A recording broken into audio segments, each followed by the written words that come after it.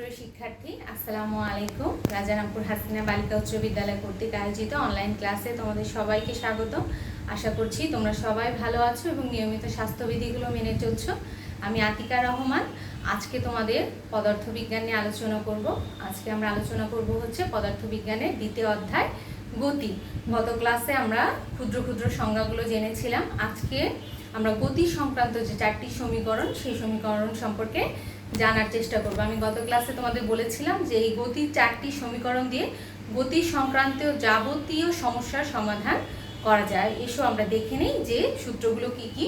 দেখো, গতির 4টি সূত্র রয়েছে। প্রথম সূত্রটি হচ্ছে v = u + at। দ্বিতীয় সূত্রটি হচ্ছে s = u + v / 2 * t।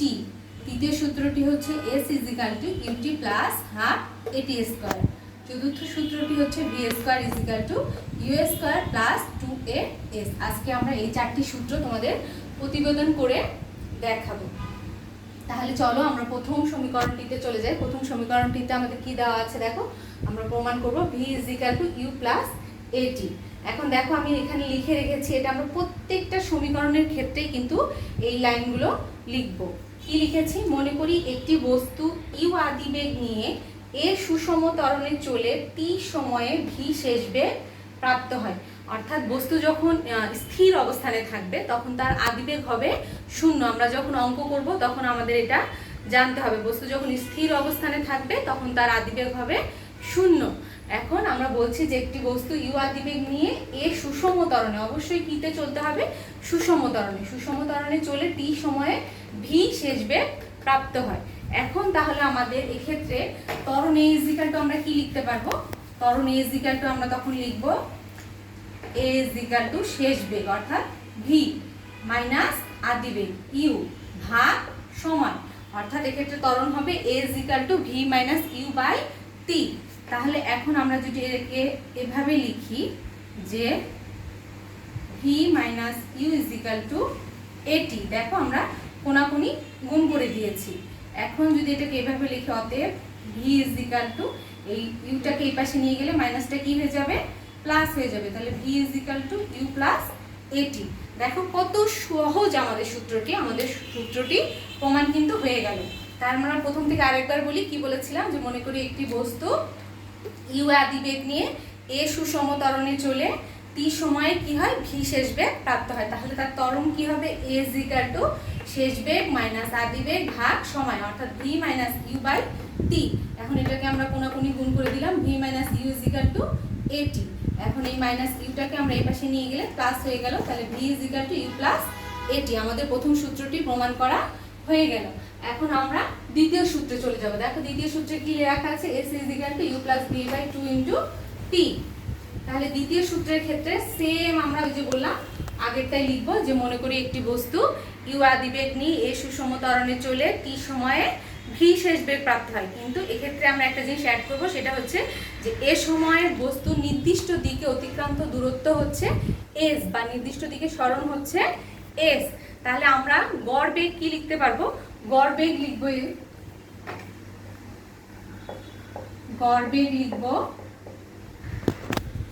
s = আদিবেগ plus শেষ বেগ ভাগ 2। এটাকে যদি আমরা 1 নাম্বার সমীকরণ দেই, দেখো আমরা লিখলাম গড় বেগ s = u + v / 2। এখন আমরা এর আগে গড় বেগের সংজ্ঞায় পড়েছিলাম, কি পড়েছিলাম? যে মোট অতিক্রান্ত দূরত্বকে মোট সময় দিয়ে ভাগ দিলে কি পাওয়া যায়? গড় বেগ পাওয়া যায়। তাহলে আমরা লিখব যে আমরা জানি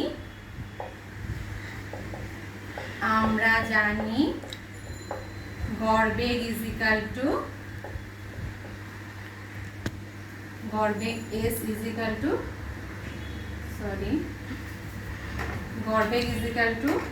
দূরত্ব ভাগ সময়, অর্থাৎ s/t।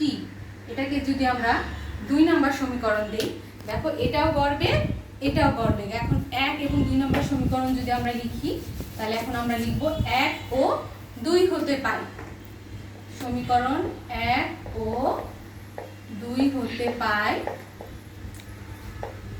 তাহলে এখানে কি পেয়েছিলাম? প্রথমটাতে u + v/2, এখানে পেয়েছিলাম s/t।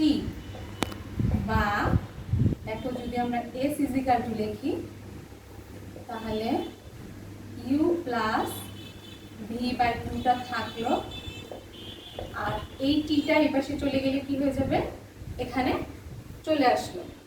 অর্থাৎ আমরা কি করলাম, এটাকে কোনাকুনি গুণ করে দিলাম। তাহলে s ইজিক্যাল টু কি পেয়ে গেলাম আমরা, u plus V by two, আর এই টিটা এখানে যে কি হয়ে গেল, গুণ হয়ে গেল। এখানে যেহেতু এটা কি অবস্থায় ছিল, ভাগ অবস্থায় ছিল, এখানে যে কি হয়ে গেল, এটা গুণ হয়ে গেল। তাহলে আমাদের কিন্তু দ্বিতীয় সূত্রটিও প্রমাণ হয়ে গেল। দেখো আমি আরেকবার বলছি যে আমরা গড় বেগ কি লিখলাম, আদি বেগ প্লাস শেষ বেগ ভাগ 2। আর আমরা আগেই বলেছিলাম যে গড় বেগ হচ্ছে মোট অতিক্রান্ত দূরত্বকে মোট সময়কে ভাগ দিলে কি পাওয়া যায়, গড় বেগ পাওয়া যায়। তাহলে দূরত্ব s আর সময় হচ্ছে t। 1 আর 2 নম্বর সমীকরণ কি করলাম আমরা, একসাথে করলাম। তাহলে u plus V by two equal to s by t। তাহলে s ইজিক্যাল টু কি হলো, যে u plus V by two এখানে থাকলো, আর টিটা এখানে ভাগ অবস্থায় ছিল, এখানে যে কি হয়ে গেল, গুণ হয়ে গেল। তাহলে আমাদের 2 নম্বর সূত্রটিও প্রমাণ হয়ে গেল। এখন 3 নম্বর সূত্রের ক্ষেত্রে দেখো আমাদের যে 2 নম্বরের এটা আমরা পুরোটাই রাখবো এবং প্রথম সমীকরণে আমরা কি প্রমাণ করেছিলাম, v equal to u plus এটি, তাই না? দেখো আবার লিখি সেখান থেকে, যে a ইজিক্যাল টু আমরা পেয়েছিলাম v minus u by t, বা v minus u equal to এটি, বা v equal to u plus এটি, এটা আমরা পেয়েছিলাম। এখন এই 1 আর এটা যে আমরা পেয়েছিলাম 2, তাহলে এই v এর মানটা আমরা যদি 2 নম্বর সমীকরণে বসিয়ে দেই, দেখো আমরা এই 2 নম্বর সমীকরণে v এর মানটা বসিয়ে দেব, তাহলে কি হচ্ছে দেখো, u প্লাস v এর মান পেয়েছিলাম কি আমরা, u plus at by 2 into t। তাহলে u প্লাস u আমাদের কি হয়ে গেল, 2u প্লাস at ভাগ 2 ইনটু t। আমরা এখানে লিখি। এখন দেখো আমরা একটু আলাদা করে নিব, বা s ইজিক্যাল টু এখানে 2u বাই 2 আমরা একটু আলাদা করে নিব, 2u by 2 plus at by 2, সাথে এর সাথে কি গুণ আছে, t গুণ আছে। এখন 2 2 কেটে গেল, থাকলো কি এখানে u plus at by 2 into t। তাহলে দেখো অতএব s ইজিক্যাল টু u এর সাথে যদি আমরা t গুণ করি কি হয়ে গেল, ut প্লাস এই হাফ আলাদা করে নিলাম, at এর সাথে t গুণ করলে কি হয়ে যাবে, at স্কয়ার। দেখো আমাদের 3 নম্বর সমীকরণটা প্রমাণ হয়ে গেল।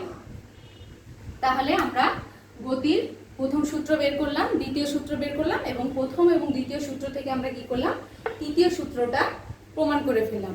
আজকে এ পর্যন্তই। তোমাদের বাড়ির কাজ যেটা থাকবে সেটা হচ্ছে পরন্ত বস্তুর সূত্রগুলি তোমরা মুখস্থ করবে। তোমাদের বাড়ির কাজ হচ্ছে